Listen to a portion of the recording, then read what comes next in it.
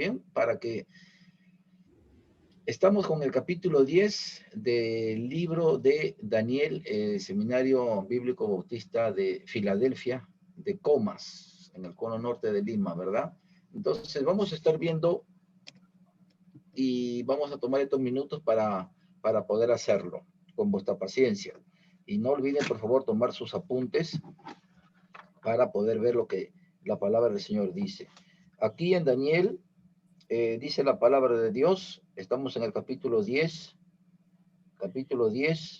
dice en el año tercero de Ciro, rey de Persia. Sabemos que esta alianza que se forma fueron los medos y los persas, ¿no?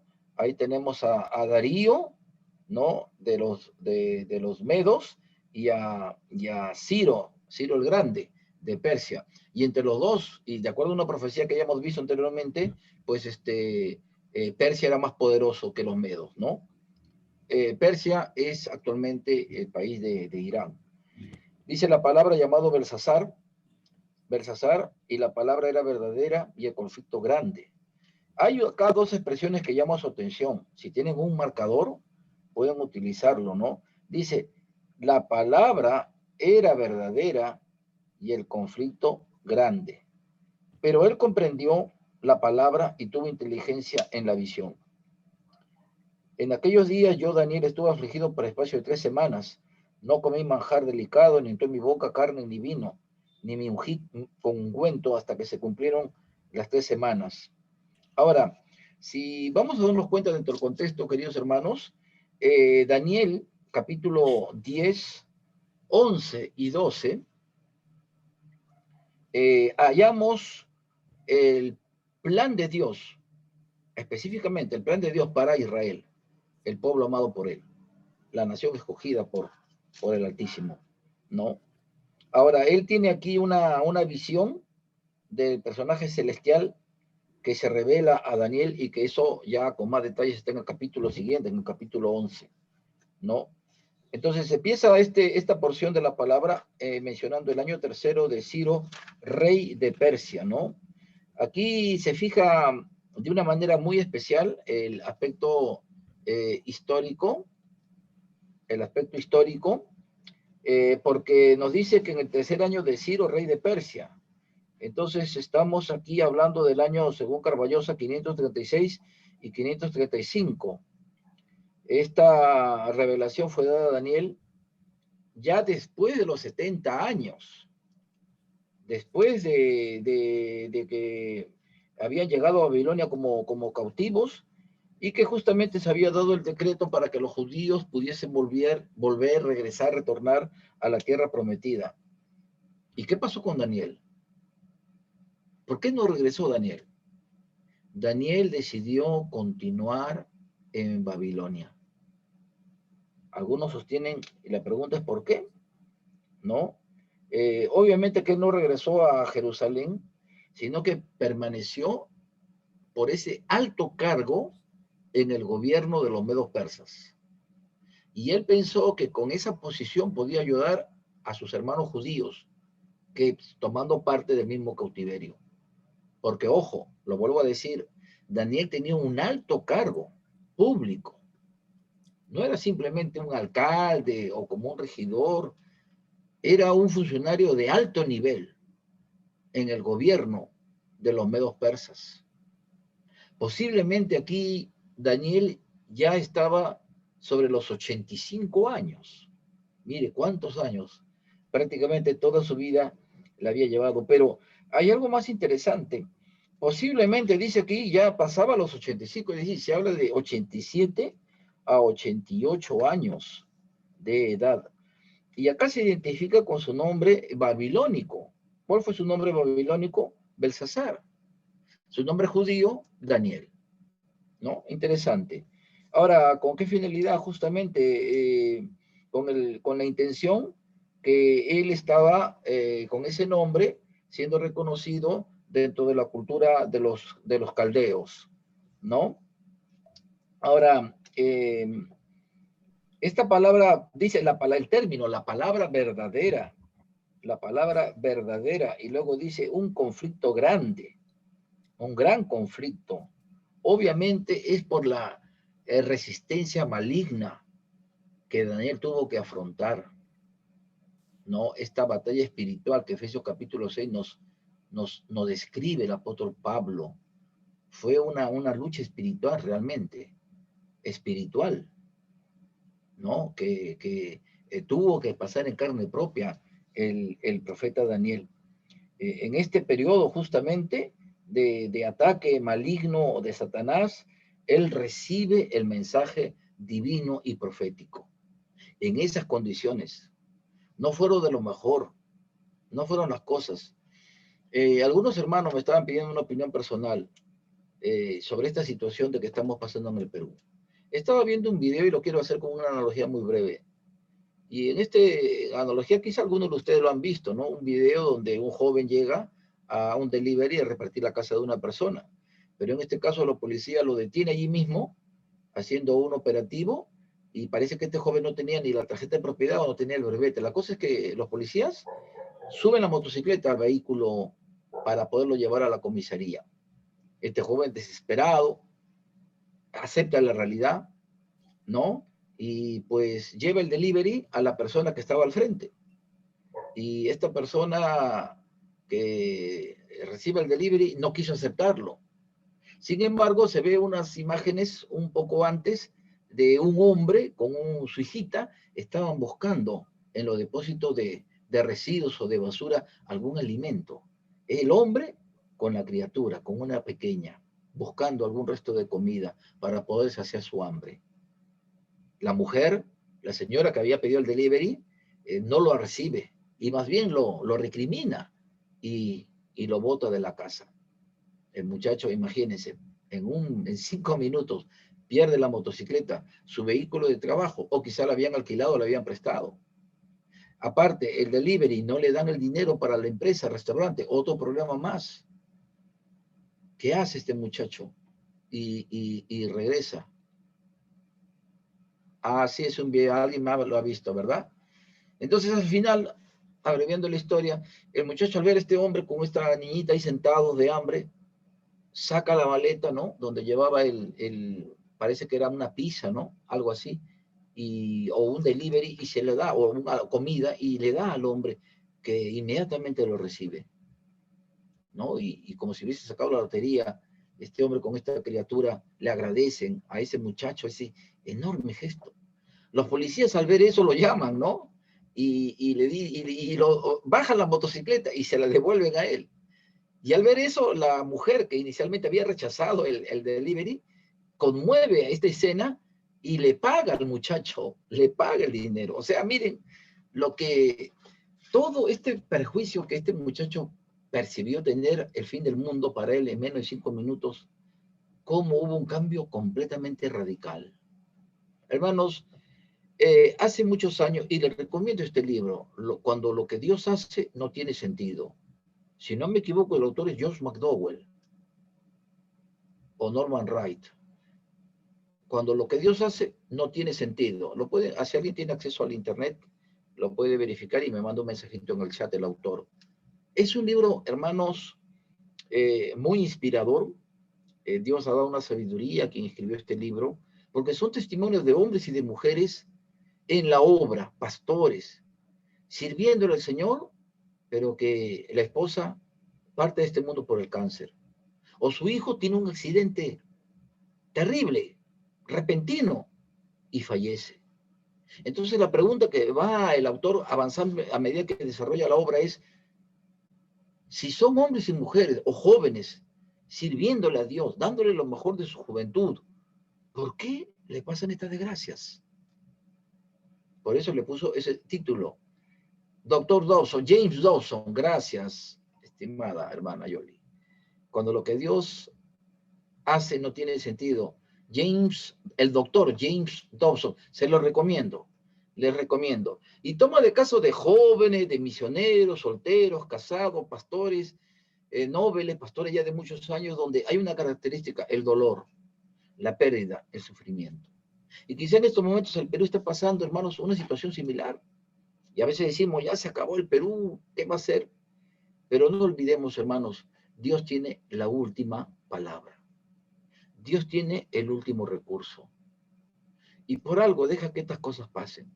Justas o injustas, legales o ilegales, constitucionales o anticonstitucionales, nada escapa ante los ojos perfectos de Dios, Doctor, que es el disculpa, ¿cómo se omnisciente. llama el libro? Cuando lo que Dios hace no tiene sentido. Gracias. El doctor es James Dobson.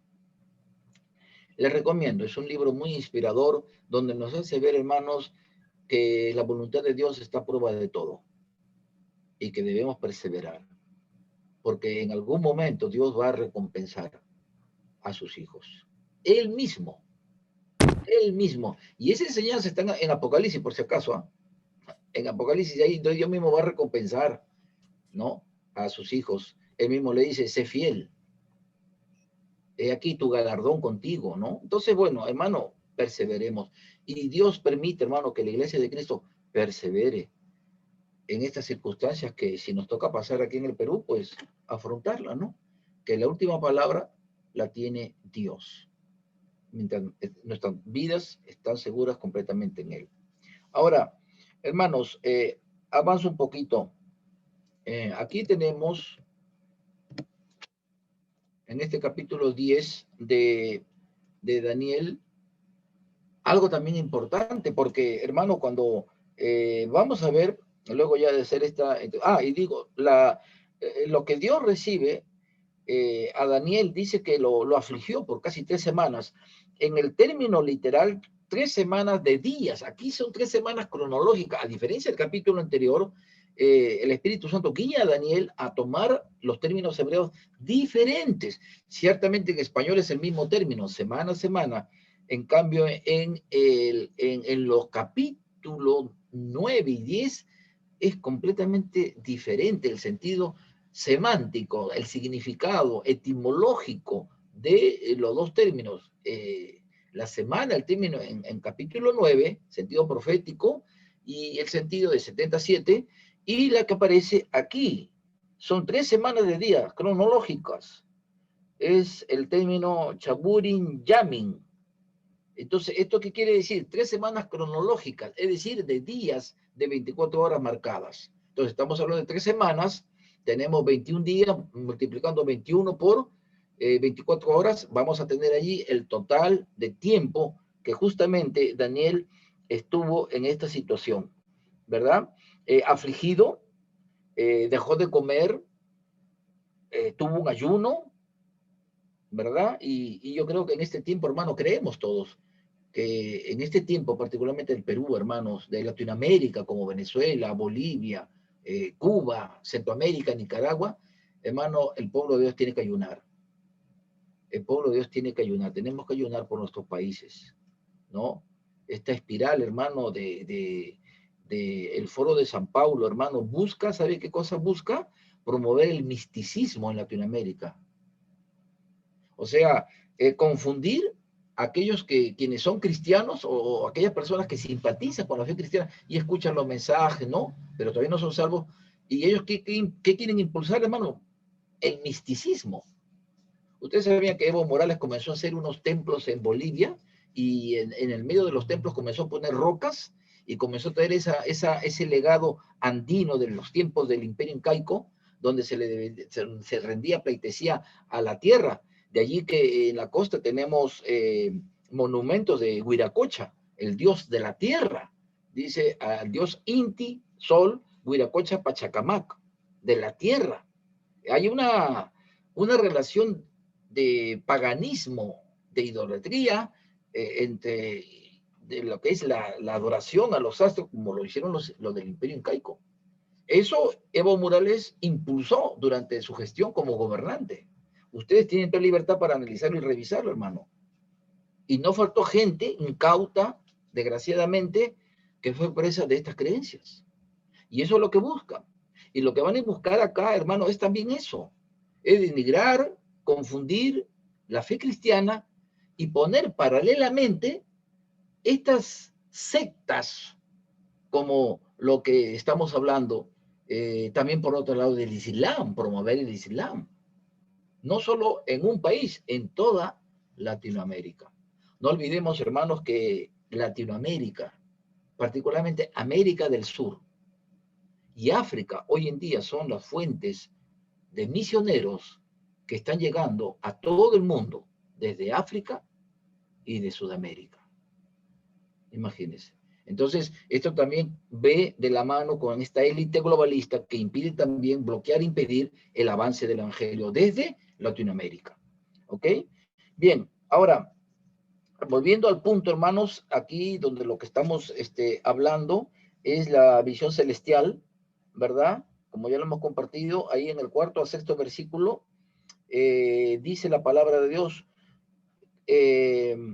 aquí la palabra del Señor comienza en el versículo 5, y alcé mis ojos y miré, y aquí un varón vestido de lino, y ceñido sus lomos de oro de Ufaz.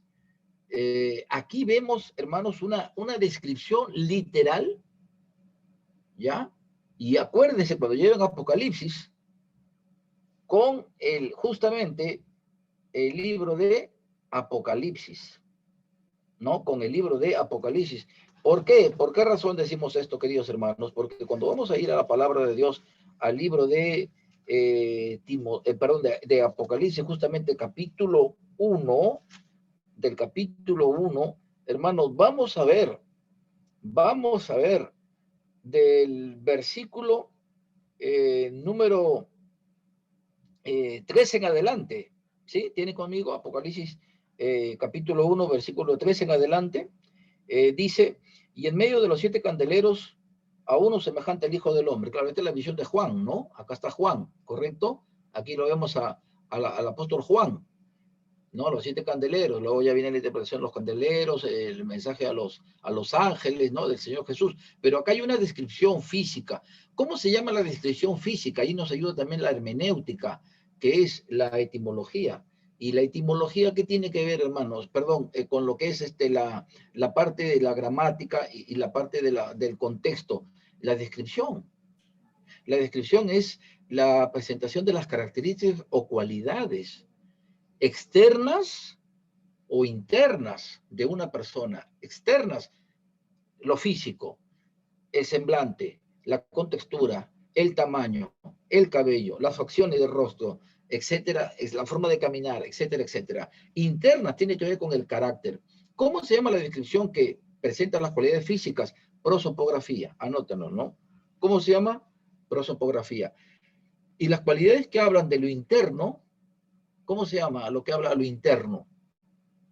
Lo que habla interiormente, la etopeya. Y cuando se combina ambas, cuando simultáneamente se describe lo externo, lo físico, y lo interno, el temperamento, la moral, la forma de ser del personaje, se llama retrato. O sea, lo externo es prosopografía, como nos vemos, lo físico, prosopografía. La descripción interna, vuelvo a decir, el carácter, el temperamento, la forma de ser, la forma de pensar del personaje, se llama prosopografía, lo que es etopeya. Y la combinación de ambas es el retrato. ¿Cómo se llama la descripción de un lugar? Topografía. Se describe al monte de Sión, se describe un escenario determinado, ya, eso se llama topografía, describe un escenario, un lugar, etc. Y lo que es la descripción del tiempo, la cronología. Ya, eso es lo que es la descripción. Y aquí vamos a ver, hermanos, una prosopografía que va de la mano con Daniel capítulo 2, perdón, Daniel capítulo 10, verso 5, con la de Apocalipsis capítulo 1, versículo 3 en adelante. Dice, vestido uno de ropa que llegaba hasta los pies, ceñido por el pecho con un cinto de oro. Verso 14, estamos Apocalipsis 1:14. Su cabeza y sus cabellos eran blancos como blanca lana, como nieve, sus ojos como llama de fuego, sus pies semejantes al bronce bruñido, refulgente como un horno, y su voz como estruendo de muchas aguas. ¿Se da cuenta? Entonces, si regresamos ahora a Apocalipsis capítulo 10, Apocalipsis capítulo 10, dice la palabra, y aquí un varón vestido de lino, o sea, ya hay algo que coincide, ceñido de lomo de oro. O sea, está describiendo exactamente lo mismo, pero con diferentes términos. Verso 6, Estamos en Daniel 10, versículo 6. Su cuerpo era como de berilo. Berilo es una piedra preciosa, un mineral brillante. Dice que es un diamante, una gema, ligeramente con un color celeste, resplandeciente. O sea, hay una tonalidad celestial de los cielos, pero del tono celeste. Muy, muy tenue, por cierto. Ese es el berilo. Y su rostro, dice, parecía un relámpago. Parecía, ¿esto qué es? Una figura literaria, símil o comparación. Y sus ojos como antorcha de fuego. No dice que sus ojos eran antorchas, sino dice cómo, por el fuego, por esa llama encendida que se podía percibir en los ojos. Y sus brazos y sus pies como de color de bronce bruñido, y el sonido de sus palabras como el estruendo de una multitud. Esto es una multitud. Juan lo dice como el sonido de muchas aguas, como la ola del mar. Daniel dice como el vocerío de un estadio. ¿Usted alguna vez ha ido a un estadio? Bueno, a los que no les gusta el fútbol, no, yo tampoco, muy rara vez he ido, y cuando grita gol, hermano, el estadio tiembla, ¿sí o no? Todo se mueve, y el vocerío, hermano, gol. Imagínense, hermano, 40,000, 50,000, 60,000 almas gritando a vivo pulmón. Gol, hermano, es algo, un estruendo realmente. Ahora, eso multipliquémoslo por N millones de veces a la voz de Cristo. Juan dice como la voz como de muchas aguas. Daniel va a decir como de una gran multitud. Pero coincide, el principio es el mismo. Entonces, obviamente que se está refiriendo a quién, a nuestro Señor Jesucristo, ¿verdad? Que está haciendo esta descripción, ¿verdad? A ver, ahí está alguien llamando por allí. Ahí. Entonces, aquí vamos a darnos cuenta, hermanos, que obviamente está haciendo la presentación de nuestro Señor Jesús. Pero hay algo interesante, ¿no? Porque acá había notado en el versículo 5, y he aquí un varón, he aquí un varón, ¿no? Entonces, eh, acá se le llama también lo que es el prototipo, se le llama, o la epifanía, ¿no? Que es la aparición de Dios. Y ya aquí se presenta también, algunos lo llaman como el ángel de Jehová, o un Cristo preencarnado, ¿no? O un Cristo preencarnado, ¿no? Ahora, acá la palabra de Dios menciona, ¿verdad? Donde dice que Daniel queda él solo en esa visión, y los demás huyeron, se escondieron, ¿verdad? Y acá dice que aparece, me quedé sin fuerzas, ante mí dice, se cambió en desfallecimiento y no tuve vigor alguno. Verso 9, pero oí el sonido de sus palabras, el oír, y al oír el sonido de sus palabras, caí sobre mi rostro en un profundo sueño, con mi rostro en tierra. Y aquí una mano me tocó e hizo que me pusiese sobre mis rodillas y sobre las palmas de mis manos, y me dijo, Daniel, varón muy amado, está atento a las palabras que te hablaré, y ponte en pie, porque a ti he sido enviado ahora. Mientras hablaba esto conmigo, me puse en pie temblando. Entonces me dijo, Daniel, no temas, porque el primer día que dispusiste tu corazón a entender y humillarte a la presencia de Dios, fueron oídas tus palabras, y a causa de tus palabras yo he venido.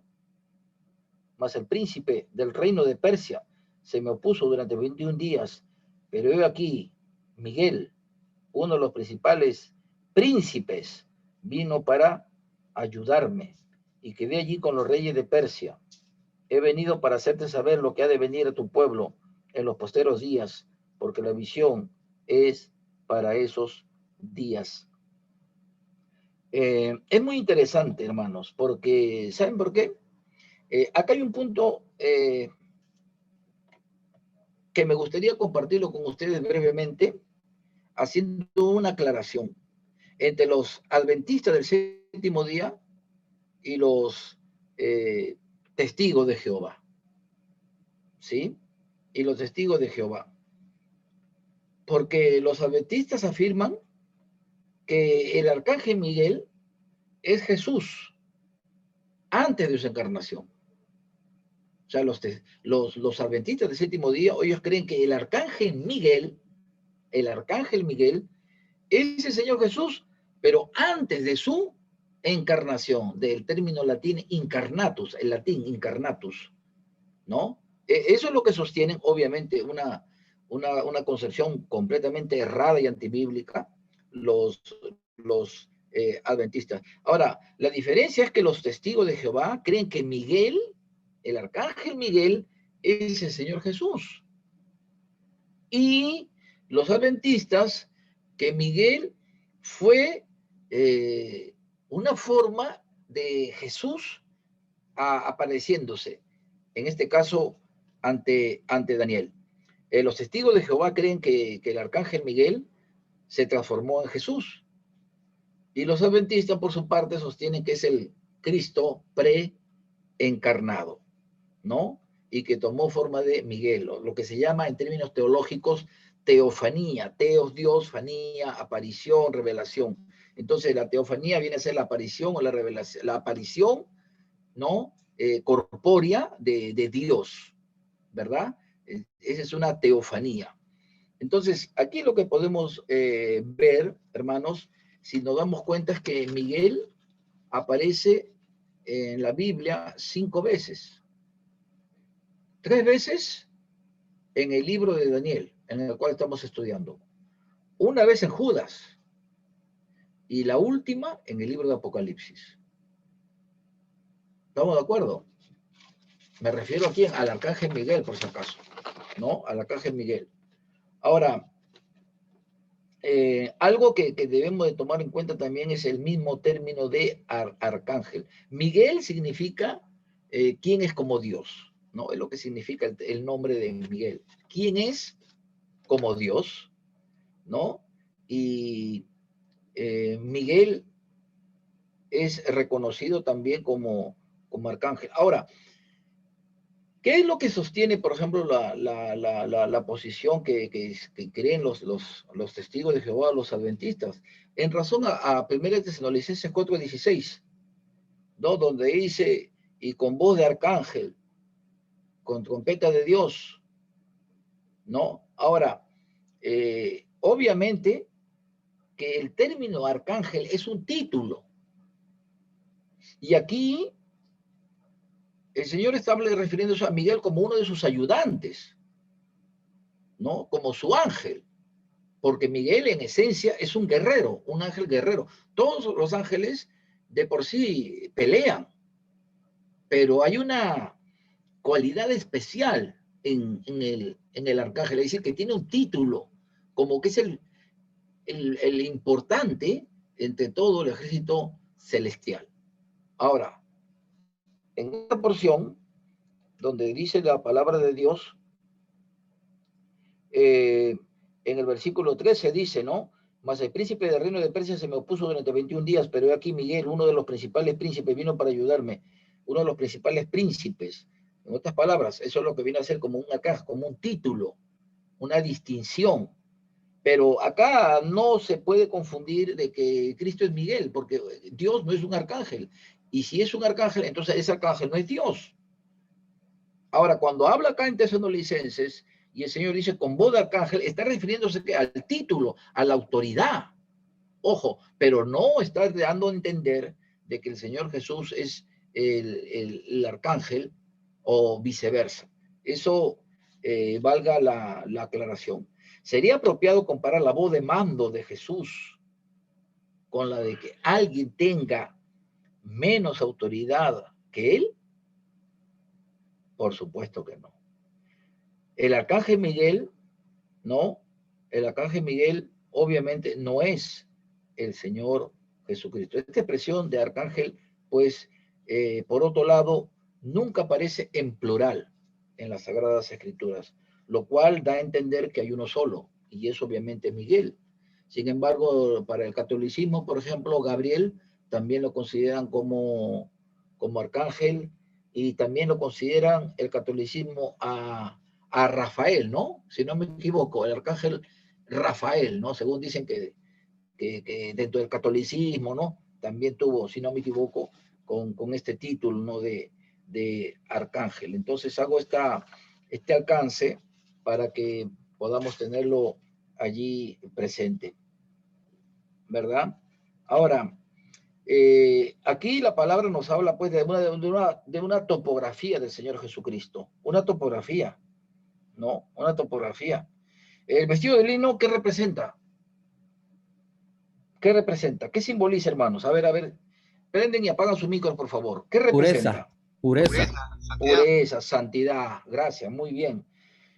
Luego dice, ceñido su lomo de oro de Ufaz. Esto da a entender un cinturón de fibras o con una manufactura dorada de oro, ¿no? En la cintura, que coincide justamente con la prosopografía del apóstol Juan en el capítulo 1. Su cuerpo era como berilo, ¿no? Este término berilo viene de un término hebreo, tarchis, y que a veces viene a ser crisólito, topacio, o también se le llama jaspe, ¿no? Dice que este mineral, esta joya, se ubica, dice, sus orígenes en el sur de España, y dice que tenía una distinción, era una gema muy bella. O sea, ¿cómo será, no? Tenerle en la mano algo que brilla y la forma que tiene, ¿no? Los colores, ¿no? En fin, es una cosa impresionante. Su rostro parecía un relámpago, es decir, su brillantez, su brillo, su brillo. Sus hojas como antorcha de fuego. Repito el cómo. Ahí vemos una figura literaria o un recurso estilístico que es el símil o comparación, ¿verdad? A pesar que su rostro era muy brillante, Daniel puede distinguir sus ojos y los compara como antorchas de fuego. En Apocalipsis ya van a ver, hermanos, antorchas de fuego quiere decir que él, como el Dios Altísimo, es el Dios que todo lo ve y ve hasta las profundidades del corazón del hombre, las intenciones del corazón, que Apocalipsis habla, las intenciones. Nosotros vemos lo que está al frente. A veces el pastor ve, uy, un hermanito que viene, mira temprano, limpia las bancas, ayuda, el hermano que canta, amén, aleluya, qué bonito canta, pero lo que no sabemos es la intención con la que hace cada cosa. Y el Señor Jesús, ahí en Apocalipsis, Él dice, yo conozco. Este es un adelanto de Apocalipsis, no, voy a ir por Apocalipsis. Bueno, entonces, allí vemos que Daniel luego dice, sus brazos y sus pies como un color de bronce bruñido. Bronce bruñido es un brillo y resplandor, es como un barniz, ¿no? Le pasa que el barniz a una superficie brilla, ¿sí o no? Porque el barniz pues, justamente protege, pero también tiene una cualidad que brilla, algo así, ¿no? En este caso, pues, ¿qué brilla, hermano? Brilla de Cristo, su gloria es incuestionable. Luego el sonido de sus palabras como un sonido de multitud, ya lo compartimos en su momento, ¿no? Aparte que es una voz con autoridad, una voz con autoridad, ¿no? En las que hay que obedecer, ¿no? Entonces, aquí tenemos, luego dice que en el versículo 7 y 8, y solo yo, Daniel, vi aquella visión, y continúa hablando justamente de esta gran visión. Luego menciona de las palabras y luego de un profundo sueño, ¿no? De un profundo sueño. A pesar de esta debilidad, él tuvo la visión de parte de Dios, ¿verdad? Pero acá vemos algo, perdón, que lo dejó, dice, temblando. O sea, la visión que él había tenido realmente fue impactante, conmovedora, que prácticamente estaba con escalofrío. ¿Cómo una persona está en escalofrío? Porque tiembla, ¿sí o no? Le rechinan los dientes. Un susto, una impresión fuerte. La gente queda así. La persona que tiene un ataque de pánico está así, temblando, ¿no? Ha sido testigo de un accidente, de un crimen, y esa es la reacción. Ve algo impresionante, algo sobrenatural, Daniel, ¿no? Y ahí es allí, hermano, miren, ahí es allí donde en el versículo 23, vamos un saltito, dice, en este versículo, hermanos, no, allí más adelante, perdón, entonces estoy leyendo mal.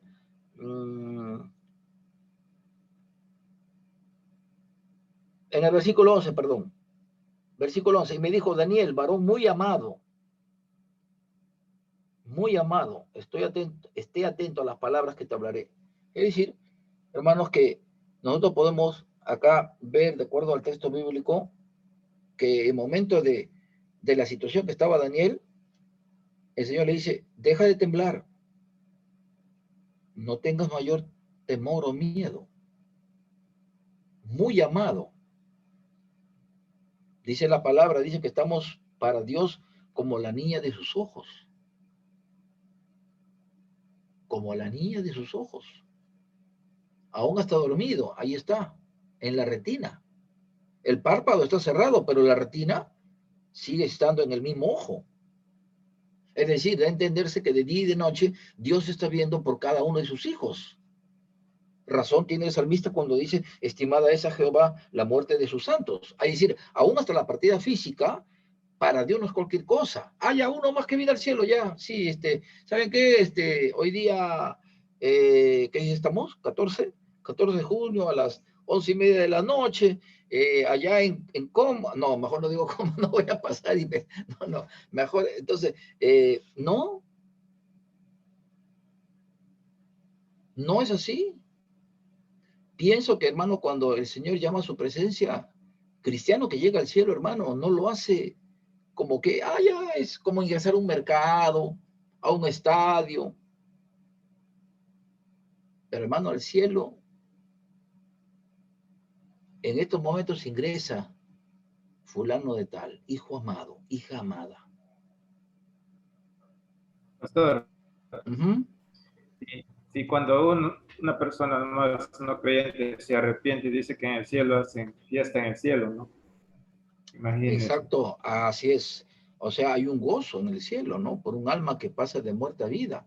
Si eso pasa, imagínense con un alma que nace para el reino de los cielos, imagínense cuando un hijo de Dios llega al hogar celestial.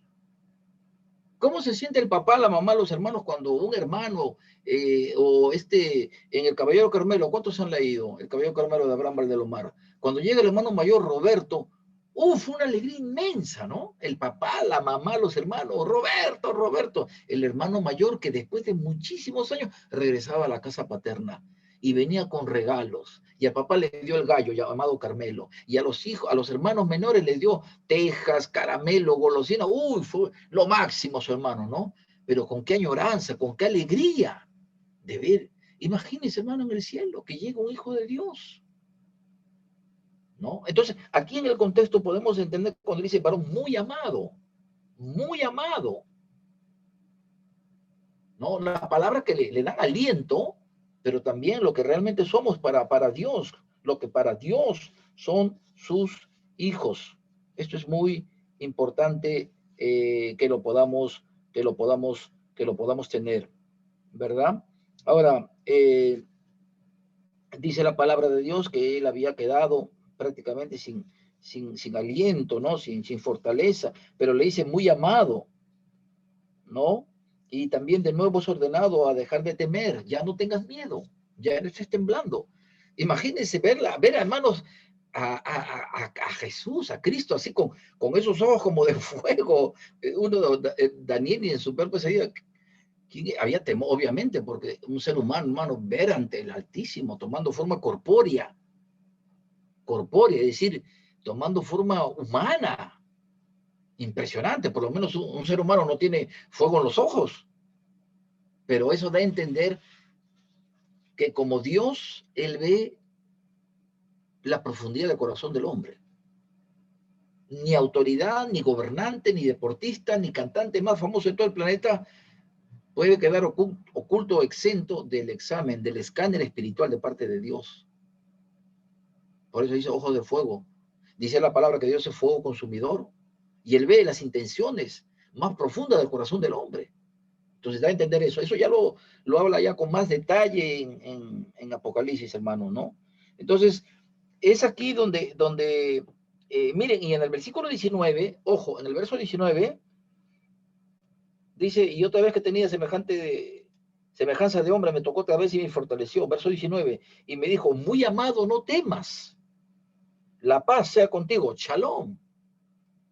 Y los hebreos lo primero que hacían cuando se encontraban, en el momento, durante el día, al final del día, o después de un año, o después de décadas sin verse, era Shalom Alejem.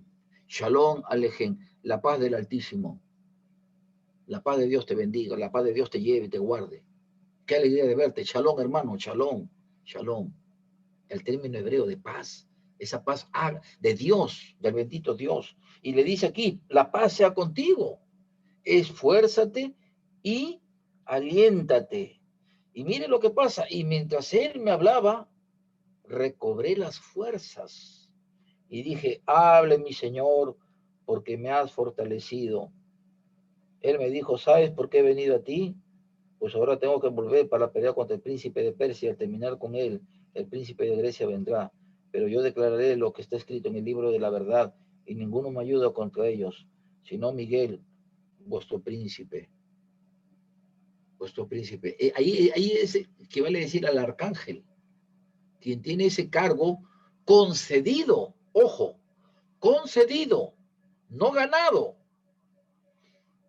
En la literatura prehispánica, o la literatura quechua, en esa literatura tenemos a una obra llamada Ollantay, Ollanta. Ollanta llegó a ser capitán del Inca Pachacútec. ¿Y por qué llegó a tener tan alta distinción? Porque en todas las batallas, Ollanta le dio reinos, oro a quien, al Inca. Y de ser un humilde soldado, un valiente guerrero, se convirtió en capitán del imperio. Pero eso fue ganado por él. Otra cosa es que el Inca le hubiese dado el título. En este caso, Dios le da esa distinción. ¿A quién? A Miguel. ¿Por qué? Algún momento más le preguntaremos a Dios. ¿Por qué no a Gabriel, por ejemplo? Porque Gabriel aparece en muchas escenas bíblicas impactantes. Sin embargo, Gabriel fue un ángel solamente. Pero a Gabriel solamente se le confiere ese título de arcángel, es decir, de esa autoridad delegada por parte de Dios. Dios le da a él. Entonces, hermanos, acá lo que quiero dar a entender como conclusión es que hay una batalla espiritual, hermanos, una batalla espiritual en la que pasaba, hermano, en el tiempo de Daniel y está pasando en el tiempo de hoy. De allí que muchos sostienen que el protector de parte de Dios para Israel, y buena fuente lo sostienen de teólogos, es justamente el arcángel Miguel. Y da a entender, por cierto, también que naciones como la que se mencionan, hay una esfera espiritual, una dimensión espiritual donde hay una guerra justamente espiritual. Por eso Pablo va a escribir, no tenemos lucha contra sangre ni carne, sino contra huestes espirituales de maldad en las regiones celestes. En estos momentos, hermanos, allá en el cielo, en la dimensión espiritual, hermano, habrá una batalla tremenda, ¿no? Imagínense lo que las fuerzas, hermanos, de la élite globalista, ¿no? Las ideologías paganas, hermanos, lo que buscan traer para Latinoamérica y para el resto del planeta, ¿no? Como esto, lo que es el LGTBI, lo que es esta cultura del abortismo, el atacar la familia, el querer cambiar la constitución, hermano. Pero el pueblo de Dios que está orando, está orando. El enemigo que quiere desalentar a los cristianos, el enemigo que busca diezmar, disminuir, confundir a cristianos. Mire, seguramente ustedes han visto, hermano, y eso, ojo, hay que estar alerta, hay que estar alerta. Hay un muchacho, un joven, dice que es evangelista, dice que es un hijo de Dios, que tiene la Biblia en la mano y que lo presenta el señor Castillo como ya presidente, ¿no? Y inclusive tuvo la osadía de decir a nombre de la iglesia evangélica, tiene respaldo. No sé si ustedes ya vieron. Ahí está en el Facebook. Yo el otro día justamente ingresé para verlo. Y la verdad, hermano, le dan, pero los hermanos pentecostales, del movimiento misionero, por ahí escribí un comentario de unos hermanos de la Alianza Cristiana, pastores pentecostales, pastores de por aquí, de por allá, y contextos bíblicos, que dice la Biblia, maldito el hombre que confía en el hombre. Que Castillo, hermano, si tanto defiende a Castillo, ¿le ha predicado el Evangelio? Ahí había una pregunta, ¿le ha predicado el Evangelio a Castillo? Y tiene una foto al lado de él, una foto, ¿ah? Al lado de él, ¿no? Entonces, ahí una pregunta le decían, ¿usted ha predicado a Castillo? ¿Le ha presentado el Evangelio a Castillo? ¿Alguna vez ha visto a Castillo con una Biblia en la mano o mencionar en algún discurso público que es un hijo de Dios? ¿Por qué dice el hermano Castillo? ¿O es su familia de sangre? Porque un hermano en la fe tiene que dar evidencias que realmente es un hijo de Dios, que ha tenido una conversión genuina. Entonces, debe decir, soy un hijo de Dios, he puesto mi vida, mi confianza en Cristo Jesús, y ahora estoy entendiendo en la Biblia, la palabra de Dios. Alguna vez, y le venían hermanos preguntas por aquí y por allá, que por cierto, de ninguna manera ha respondido este jovencito, ni la va a poder responder tampoco. Entonces, hermano, aquí vemos que, hermano, en esta batalla espiritual, hermano, la oración, hermano, la palabra de Dios. Por eso dice que la espada es un arma de doble filo, ¿no? Es de ataque, pero también es de defensa. Dice el escudo de la fe, ¿para qué? Para que podamos resistir los dardos de fuego que nos lanza el maligno. Hermano, muchos de estos dardos han caído en cristianos que han terminado haciendo de la señora Keiko o del señor Castillo su ídolo. Y qué pena ver algunos comentarios, decir, no, sí, hermano, el Señor ya lo puso a él. Un momento, hay que esperar en el Señor, buscando la dirección de Dios. Nosotros no tenemos que defender a tal o cual candidato. Hermano, nosotros tenemos que defender es la fe cristiana, presentar los argumentos y convencer a los confundidos y presentarle la verdad del bendito evangelio de Cristo Jesús. Eso es la apologética. Por eso es la apologética. Entonces, acá podemos ver, hermanos, cómo Dios manifiesta su plan, su propósito para Israel, ¿verdad? Para Israel, ¿no? Y finalmente dice, escritas en el libro de la verdad. Es decir, eran cosas que pertenecían a los propósitos de Dios y que nadie lo podía alterar. Las maquinaciones de los hombres no nos deben sorprender. Las maquinaciones de los hombres no nos deben sorprender. La Biblia dice de argucias, de artimañas, el error, porque el error, hermano, es característica de todo ser humano, que es el pecado. Es el pecado, ¿verdad? Ahora, estas maquinaciones, hermano, no deben causarnos sorpresa, mucho menos le van a causar sorpresa a Dios. ¿Por qué? Porque, hermano, el Dios que tenemos es el Dios de Abraham, de Isaac, de Jacob, es un Dios eterno, un Dios eterno. Y como dice el Señor Jesús en el libro de Apocalipsis, yo soy Alfa y la Omega, el principio y el fin. Bendito sea el Señor, ¿no? Razón tenía ahí Daniel cuando dijo, ¿no? Que él muda los tiempos, él cambia los tiempos. Y aunque humanamente veamos como que se vino la noche para el Perú y lo peor y las desgracias, hermano, un momentito, a lo mejor esa tormenta permite Dios para que Perú pueda poner sus ojos, la iglesia de Cristo, en él y evangelizar hasta más no poder. Y que quizás los misioneros, hermanos, de este tiempo salgan de Perú, a diferencia de Brasil, donde sale una cantidad enorme de misioneros a todo el mundo. Hermano, cuando yo estuve en Inglaterra, habían iglesias portuguesas la misma cantidad que iglesias latinas, iglesias pastoreadas por peruanos, colombianos, mexicanos, argentinos, paraguayos, chilenos, la misma cantidad de iglesias, hermanos, de los latinos que hablamos español, la misma cantidad de iglesias evangélicas de habla portuguesa. ¿Habían venido de Portugal, de Europa? No, señor, habían venido de Brasil. ¿Se da cuenta? Entonces, hermano, Dios tiene propósitos, Dios tiene planes. Tenemos que orar y buscar la voluntad de Dios. Apocalipsis 1, 13, 15 dice, y en medio de los 7 candeleros, a uno semejante al Hijo del Hombre, vestido de una ropa que llegaba hasta los pies. Noten que ustedes que en Lucas, por ejemplo, habla del Hijo de Dios, el Hijo del Hombre. Parece que esto ya lo estuvimos hablando la semana pasada y si no pueden ahí ver un poquito lo del video anterior. Vestido de una ropa que llegaba hasta los pies. Acá está la descripción, ¿no? Del Señor Jesús que estamos hablando hace unos minutos por buen tiempo. Isaías 66:2 dice, mi mano hizo todas estas cosas. Y así, todas estas cosas fueron, dice Jehová. Él es el creador, hermano. Él es el creador de todo el universo. Pero miraré a aquel que es pobre y humilde de espíritu y que tiembla en mi palabra. Daniel no solamente tembló de ver, hermanos, al Dios eterno, al Dios omnipresente, al Dios espíritu que está en todo lugar, en el espacio, en la profundidad del mar. Tuvo ese privilegio, Daniel, de verlo, con ojos terrenales, humanos, como el suyo, como el mío. Pero también Daniel temblaba. ¿Por qué?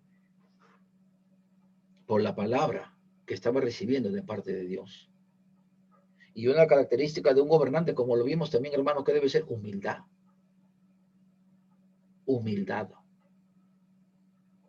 En la escuela de Congreso de Pastores, hermanos, y con eso ya concluyo, decía un pastor, Ezequiel Salazar, no sé cuánto lo conocerá, un tremendo predicador. Él ha formado muchos pastores allá en la iglesia de California, Montecito Baptist Park, para los que quieran escuchar mensajes, muy bíblico, ha venido muchas veces al bosque.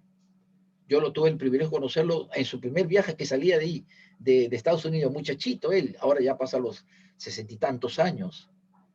Y él decía, yo tengo que luchar con el orgullo, porque a veces creo que porque en todo país que llego, uy, Ezequiel Salazar, lo máximo, uy, inteligencia de este predicador, de este pastor, y él decía, yo tengo que luchar con eso, hermanos. Esperando un lapso en silencio, que los pastores que estaban allí iban a decir, amén, y solamente escuchó uno o dos por allí. Y él dijo, yo pensaba, hermano, que no era el único que luchaba con el orgullo. Estaba preguntando a los pastores, ¿ah? Y ahí recién, la mayoría de pastores dijeron, amén, amén. Es la humildad, hermano. Es reconocer que lo que recibimos es por la gracia de Dios. Los discípulos cuando vinieron, dijeron, somos discípulos inútiles. Eso debemos tenerlo presente. Daniel siempre tuvo un espíritu de quebrantamiento, de humildad. Como intercesor, como gobernante y como un profeta. Y eso no debemos perderlo. Por nada.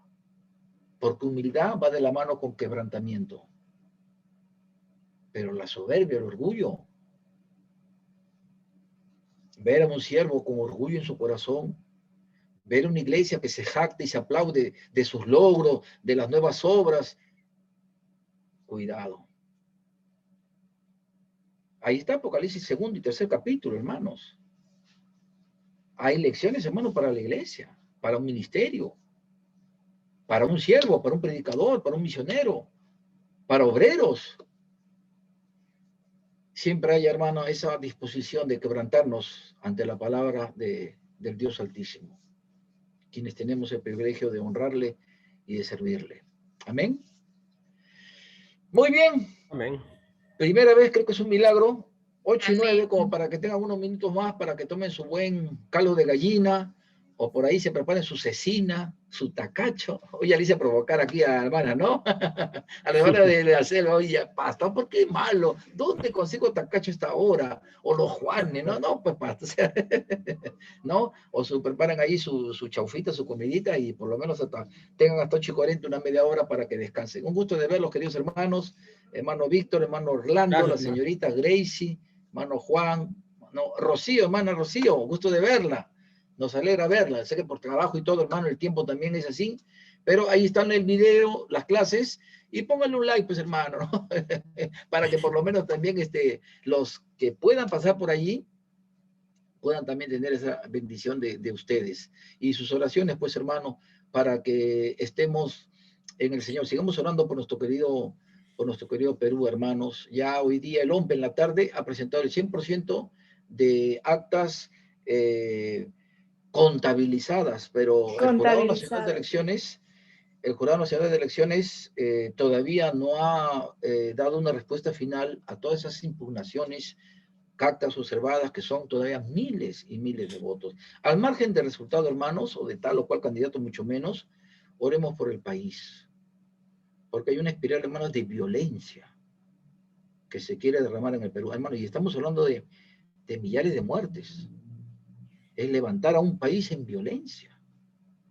Entonces, hermano, tenemos que orar, tenemos que rogar por el Perú, no por el norte y por el sur, como algunos dicen, no, hay un Perú del norte, Perú del sur, no, sino orar, hermano, para que Dios tenga misericordia. Y para que sea así, como iglesia tenemos que orar e interceder. ¿Sí? Bien, hermanos, queridos, los dejo así entonces. Muy buenas noches, Dios los bendiga. Estamos en contacto. Amén. Dios los bendiga.